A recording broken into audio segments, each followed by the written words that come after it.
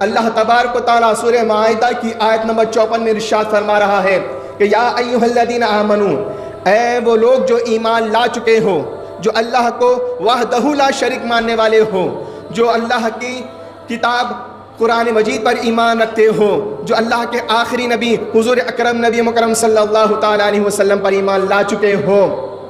جن کے پاس احادیث کے انبار ہے، سب کچھ ہے، سن لو من یرتد منکم، جب تم میں سے کوئی اپنے دین سے مرتد ہو جائیں گے، اپنے دین سے ہٹ جائیں گے، پھر جائیں گے، تو فسوف یأتی اللہ بقوم، تو اللہ تعالیٰ آئے گا ایک قوم کے ساتھ، یا اللہ ایک قوم کو بھیجے گا۔ حاضرین محترم، کہ تم ایمان سے پھر جاؤ گے، اس بات کو اللہ تعالیٰ نے اس آیت شریفہ میں نہیں لایا۔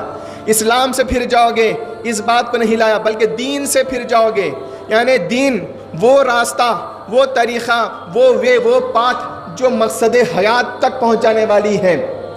ایک مسلمان، ایک مومن کا جو مقصد حیات ہے، جو ٹارگٹ ہے، جو ڈیسٹینیشن ہے، یعنی اللہ کی محبت، اللہ کی معرفت، اللہ کا دیدار، یہ ایک مومن کا ڈیسٹینیشن ہے، اللہ کی ذات مومن کا ڈیسٹینیشن ہے۔ اگر اس راستے سے مرتد ہو جاؤ گے، پھر جاؤ گے، تو فسوف یأتی اللہ، تو اللہ ایک قوم کو لائے گا۔ پھر اگر ہم اس کے گرامیٹیکلی معنوں پر دیکھیں گے تو یأتی اللہ یہ فعل مضارع ہے، یعنی عربی گرامر میں دو ٹینس آتے ہیں، ایک ماضی اور ایک مضارع، پاسٹ اور پریزنٹ یا فیوچر ٹینس، دو ہی آتے ہیں۔ دوسرے لینگویجوں میں پاسٹ، پریزنٹ اور فیوچر الگ الگ آتے ہیں۔ تو فعل مضارع کے سامنے اگر سین یا سوف آ جائے تو یہ مستقبل کے لیے آتے ہیں۔ یہاں پر اللہ تعالیٰ سوف لایا ہے تو سوف مستقبل بعید کے لیے آتا ہے، فار فیوچر ٹینس کے لیے آتا ہے۔ تو اللہ تبارک و تعالیٰ مومنوں سے مخاطب ہو کر ارشاد فرما رہا ہے کہ فسوف یأتی، تو وہ آئے گا مستقبل بعید میں، فار فیوچر میں وہ آئے گا۔ کون آئے گا؟ یہاں پر فاعل کو اللہ تعالیٰ مجہول نہیں رکھا،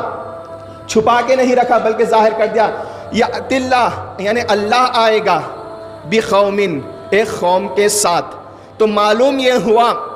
جب مومنوں میں سے کچھ لوگ مرتد ہو جائیں گے، دین کو چھوڑ دیں گے، دین کی اصلی تعلیمات کو چھوڑ دیں گے، اپنے مقصد حیات کو چھوڑ دیں گے، عبادت کو صرف عادت کے طور پر کریں گے، محبت اور معرفت کو، اللہ کے دیدار کو چھوڑ دیں گے، وہ تعلیم جو احسان کی تعلیم حضور اکرم نبی مکرم صلی اللہ تعالیٰ علیہ وسلم نے امت محمدیہ کے سامنے پیش فرمائی تھی کہ ان تعبد اللہ کأنک تراہ، تم اللہ کی عبادت ایسی کرو کہ اللہ کو دیکھ رہے ہو، فإن لم تکن تراہ فإنہ یراک، اگر تم اللہ کو دیکھ نہیں سکتے، اس مقام اور مرتبے پر نہیں پہنچے ابھی، تو فإنہ یراک، تو اللہ تمہیں دیکھ رہا ہے۔ اس جذبے کے ساتھ اگر عبادت کرنا چھوڑ دو گے، دین سے مرتد ہو جاؤ گے، تو یاد رکھو تو مستقبل بعید میں اللہ آئے گا ایک قوم کے ساتھ۔ جب کبھی بھی قرآن میں اب کسی دوسرے کو اپنے ساتھ نسبت دیتا ہے، اپنے ساتھ ریلیٹ کرتا ہے، تو اس کا مطلب ہوتا ہے کہ وہ اللہ کا نبی، اللہ کا رسول یا اللہ کا خلیفہ مراد ہوتا ہے۔ تو فسوف یأتی اللہ سے حضور مہدی موعود برحق علیہ الصلوۃ والتسلیم اللہ کے حکم سے فرماتے ہیں کہ قوم سے مراد میری قوم ہے، یعنی قوم مہدویہ مراد ہے، یعنی اللہ آ رہا ہے ایک قوم کے ساتھ، یعنی قوم مہدویہ کے ساتھ آ رہا ہے۔ تو معلوم یہ ہوا کہ اللہ کے آنے سے مراد اللہ کا خلیفہ آئے گا، جو اللہ تعالیٰ کی طرف سے اللہ کے حکم پر اور اللہ کی بتائی ہوئی چیزوں کے ذریعے عبادت اور بندگی کے اعلیٰ ترین معیار کی دعوت دے گا، دین پر پھر سے لوگوں کو لالے گا، پھر سے لوگوں کو وہی محبت اور معرفت کی تعلیم دے گا، اپنے مقصد حیات کو ہمیشہ پیش نظر رکھنے کی تعلیم اور دعوت دے گا۔ اللہ کے آنے کی سے مراد یہ ہے کہ اللہ کا خلیفہ آئے گا، حضرت مہدی موعود برحق علیہ الصلوۃ والتسلیم کی بعثت مبارکہ کی طرف یہاں پر اللہ تعالیٰ نے پیشن گوئی فرما دی ہے۔